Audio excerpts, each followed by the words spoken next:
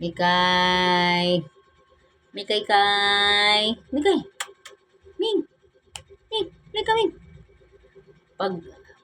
Pag dinidilaan yung katawan niya, dinatanggal yung mga negative sa loob ng bahay. So, di ba? Nilinisan yung ano niya, yung buntot niya. Yan, yung guys. Pag nilinisan yung ano niya, buntot niya, nilinisan yung mga negative dito sa loob ng bahay. Yan o, nilinisan niya. Para walang pumasok dito ng loob ng mga negative. Yan, di ba? Pag itong pusa guys, na kulay orange, swerte yan guys. Pag pinasagid-sagiran ng pusa, pinaikot-ikutan kanya, may dumating na ano guys, blessing. Ganun yan guys. Kasi ilang beses na kasi ako ganyan pag iniikot-ikutan ako ng pusa.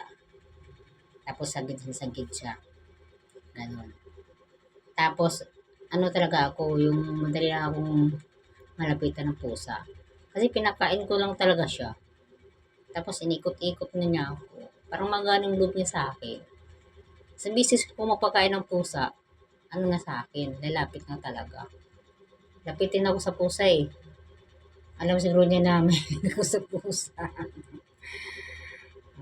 Yan, nilinisan talaga niya yung ano niya oh. Nilinisan yung mga katawan niya oh. Mataba-taba itong na pusa. Mataba-taba ba siya? Na wala siyang mga kagat-kagat. Pag masanay talaga yung pusa sa amin, basta di lang tumangagat. Kasi yung isa kasi guys, kahit maapa kami yung buntot, di talaga sa mangagat.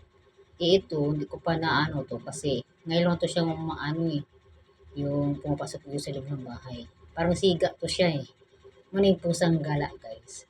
Pag makakita sa akin, lumalapit talaga yan siya. Hinawakan ang ulo niya, mapapahawak siya talaga. Kaya mo, pinapakain ko na siya, lumalapit na. Diba? Magulat na lang ako. Iniikot-ikotan na yun ko. O, pumasok na sa loob bahay, para sa siga. O. Parang sa kanya yung bahay talaga. O, di siya takot talaga. O, tinan mo. O. Upo-upo pa siya, kahiga. O. Linisan pa yung katawan niya. O. Diba?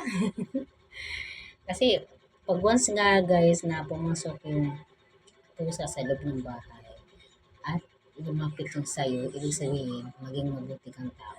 Mabait yung nakatira. Ganun yun. Pero ang pusa na hindi lumalapit sa iyo na takot lumapit, ibig sabihin yun, iba ang ugali ng tao. Kasi ang pusa, ano, malakas yung pang-amoy nila talaga yan. Doon nila mausulbahan kung saan silang kampante. Pumasok siya sa ito sa bahay, dahil kampante siya. Dahil alam niya hindi talaga ako malapit ng pusa. Kapag mahal ako sa pusa eh. Yan. Kaya